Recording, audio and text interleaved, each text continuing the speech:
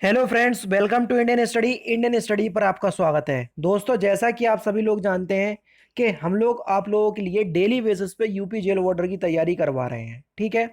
और दोस्तों, मैं आप लोगों से विनती करना चाहूँगा कि यूपी एग्ज़ाम्स करके हमारा दूसरा चैनल है, उस पे उत्तर प्रदेश की सारी जानकारी आपको वहाँ पर प्रोवाइड करवाई जाती है। उत्तर प्रदेश में भर्तियों से रिलेटेड क्या चीज़ चल रही है, कौन कौन सी भर्ती आने वाली है, कौन कौन सी भर्तियों पर स्टे लगा हुआ है, कौन कौन सी भर्तियां जो हैं जिनका रिजल्ट कब तक आ सकता है। तो उस चैनल का लिंक मैं डिस्क्रिप्शन में दे रहा हूं। अगर हो सके तो उस चैनल को सब्सक्राइब कर लीजिएगा। अच्छा लगे तो उस चैनल को जरूर से सब्सक्राइब कीजिएगा। मैं उस चैनल का लिंक आपको डिस्क्रिप्शन में प्रोवाइड करवा दूंगा, ठीक है दोस्तों। साथ ही साथ मैं आपको एक बात बताना चाहूंगा कि ये जो क्लासेस है यूपी जीके या समान ज्ञान की क्लासेस, ये सलमान सर लेते थे। लेकिन आप लोगों ने उन वीडियोस के नीचे बहुत सारे मैसेज किए कि इन क्लास को आप लीजिए। तो आज से मैं ये क्लास ले रहा हूँ और रात के 9 बजे वाली रीजनिंग की क्लास सलमान सर लेंगे, ठीक है। तो आप लोग यहाँ पर मुझे बहुत ज़्यादा सपोर्ट दिखाइएगा और वीडियो को लास्ट तक जरूर देखिए, क्योंकि लास्ट में आपसे क्वेश्चन भी पूछूंगा जिसका आंसर आपको कमेंट बॉक्स में बताना होगा। ये जो आपका क्वेश्चंस पेपर है, बिल्कुल यूपी जेल वार्डर के सिलेबस को ध्यान में रख के ये पूरा सेट पेपर आपके लिए तैयार किया गया है। अगर आप इस सेट पेपर को देखेंगे, लगाएंगे, तो आपको खुद लगेगा कि हाँ, ये जो आपका सेट पेपर मैं करवा रहा हूँ वो एक्चुअल में बहुत अच्छा है, ठीक है। तो पहला क्वेश्चन दोस्तों आपके सामने ये रहा, मानव द्वारा सर्वप्रथम किस धातु का प्रयोग किया गया था। तो देखो, अगर हम बात करें मानव द्वारा सर्वप्रथम किस धातु का प्रयोग किया गया था, तो सबसे पहले तामा धातु का प्रयोग किया गया था, ठीक है। धातुओं का उपयोग नवपाषाण युग के अंत से शुरू हुआ, समझ रहे। और सर्वप्रथम किस धातु का प्रयोग किया गया था, तांबे का। लोहा नहीं लगा देना, कई बच्चे लोहे के ऊपर सोच रहे होंगे। नेक्स्ट क्वेश्चन, दीवाने कोही विभाग की स्थापना किस सुल्तान ने की थी। इसको दीवाने कोही या दीवाने अमीर भी कहते हैं। देखो लिखा है दीवान ए अमीर कोही, इसको दीवाने कोही या दीवाने अमीर भी कहा जाता है। तो इसकी जो स्थापना है ये मोहम्मद बिन तुगलक ने की थी। मोहम्मद बिन तुगलक ने कृषि के विकास को बढ़ावा देने के लिए दीवाने अमीर कोही विभाग की स्थापना की थी। एक्चुअल में ये जो मोहम्मद बिन तुगलक है, इसकी बेचारी की किस्मत बहुत खराब थी। इसने जो जो काम किए वो सारे काम असफल होते गए, समझ रहे। जो जो काम ये जो बेचारा करना चाहता था वो सारे काम इसके असफल होते गए। इसके बाद आए थे फिरोज शाह तुगलक। उनके बारे में तो इतिहास में आपको बहुत सारी चीजें जानने को मिलेंगी। ये बेचारा चाहता तो बहुत अच्छी काम करना, लेकिन ये बस ये है कि किस्मत खराब रही इसकी, आप ये मान लीजिए, समझ रहे हैं। किसी दिन अगर पढ़ाऊंगा मोहम्मद बिन तुगलक के बारे में तो बताऊंगा। किस शासक की मंत्री परिषद को अष्टप्रधान की संख्या दी गई, जल्दी बताइए।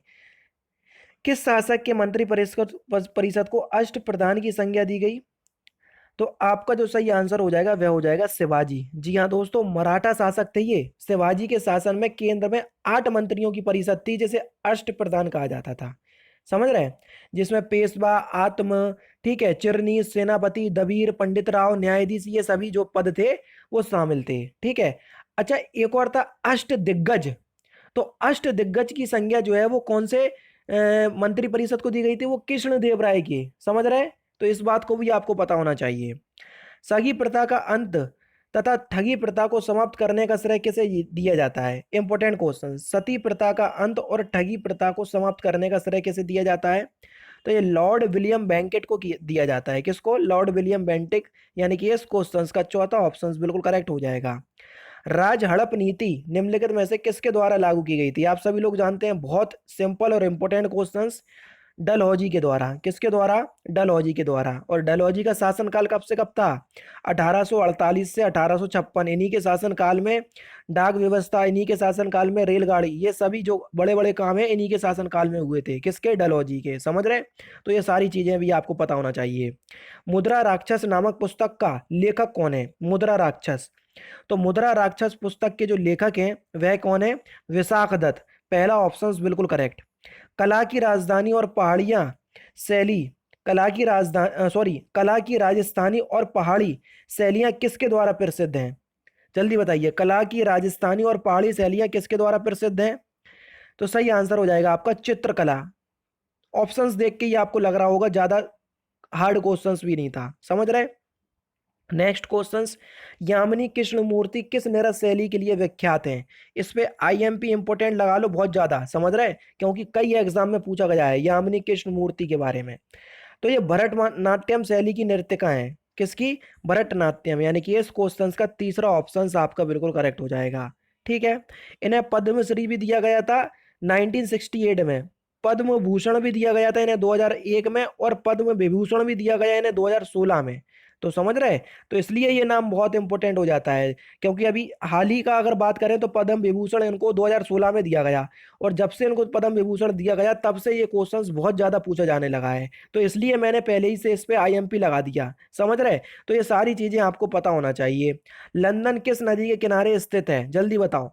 तो लंदन जो है ये किस नदी के किनारे स्थित है बच्चों? टेम्स नदी के किनारे, यानी कि दूसरा ऑप्शन आपका बिल्कुल करेक्ट हो जाएगा। भारतीय मानक समय आधारित है किस पर? आप सभी लोग जानते हैं, आपको पता होना चाहिए।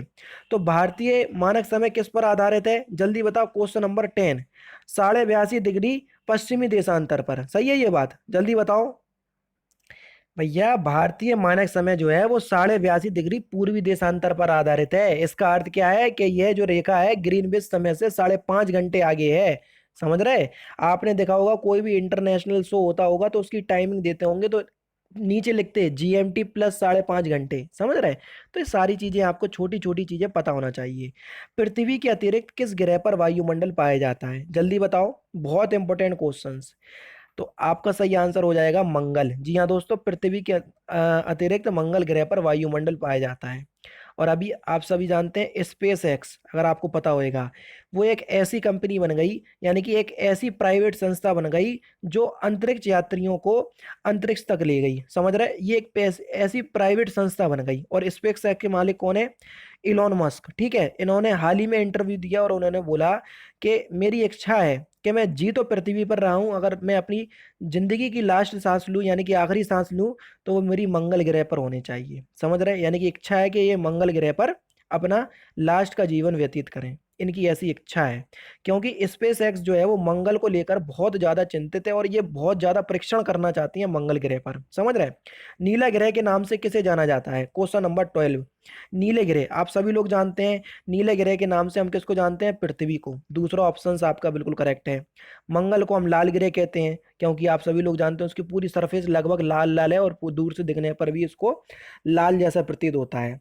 भारतीय रिजर्व बैंक का राष्ट्रीयकरण कब किया गया था? तो देखो, राष्ट्रीयकरण और स्थापना दोनों अलग क्वेश्चन हैं, नहीं तो एक ही में मिला दो।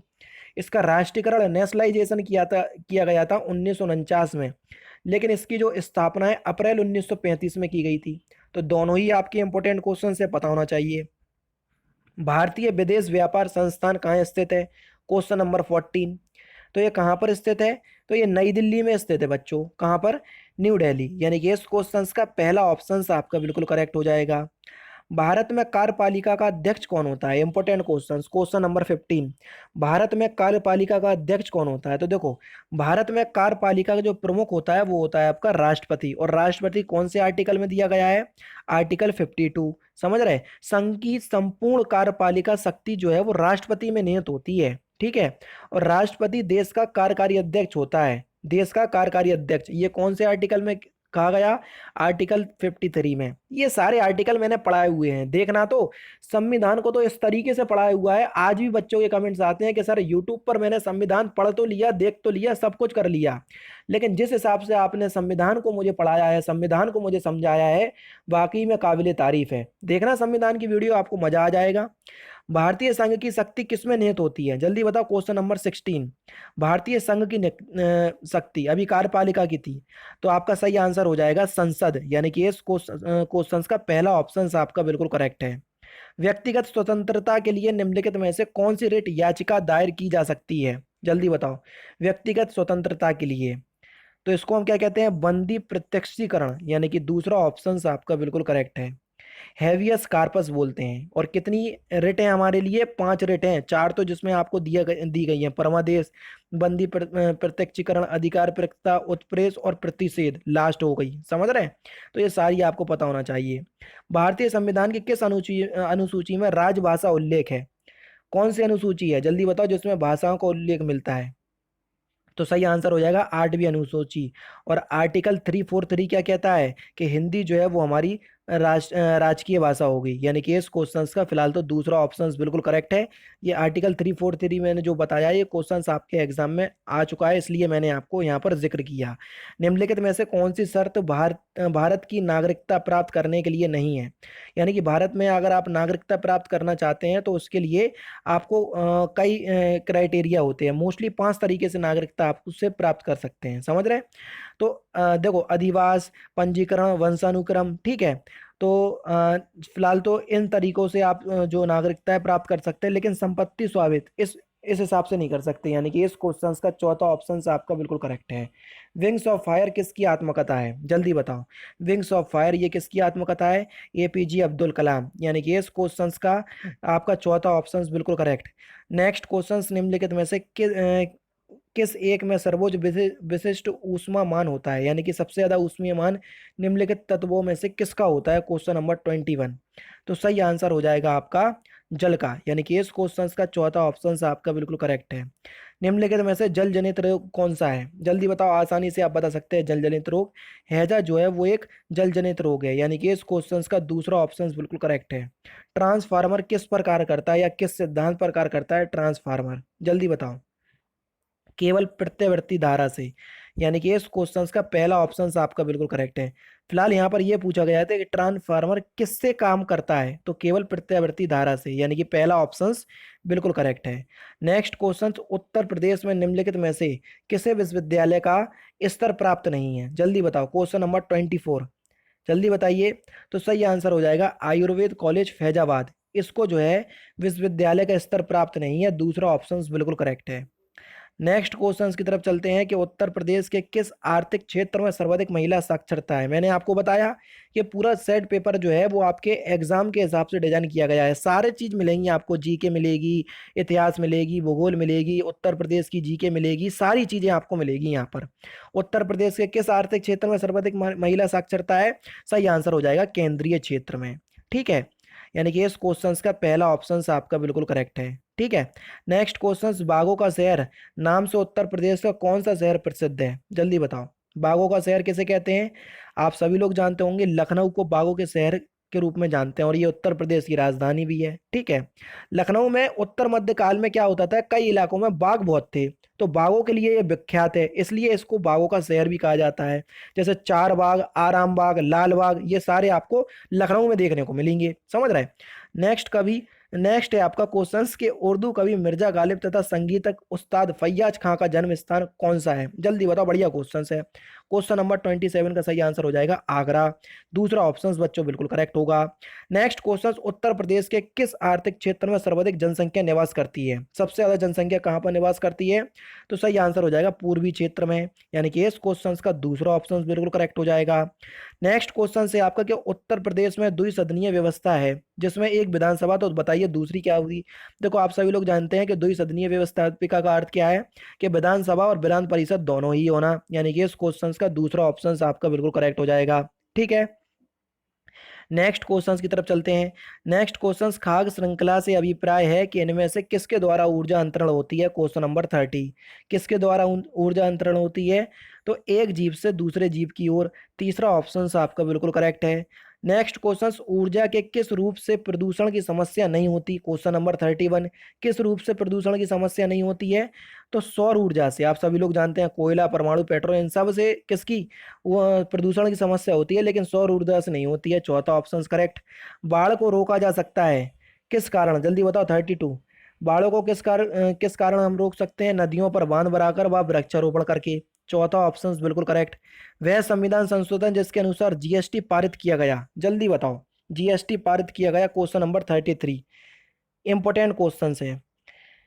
तो 101वें संविधान संशोधन के तहत संविधान अधिनियम 2006 पारित हुआ, समझ रहे हैं? किससे? 101 संविधान संशोधन के तहत, यानी कि इस क्वेश्चन का पहला ऑप्शन आपका बिल्कुल करेक्ट हो जाएगा 33 का। नेक्स्ट क्वेश्चन बड़ा इंपॉर्टेंट क्वेश्चन है, जल्दी बताओ क्या? भारत में 8 नवंबर 2016 को किन दो नोटों का विमुद्रीकरण किया गया? आपको पता होगा किन दो नोटों का, लेकिन ये आपको जो डेट दिख रही है ना, ये आप भूल गए होगे, समझ रहे? तो इस डेट को याद कर लो, 8 नवंबर 2016, समझ रहे?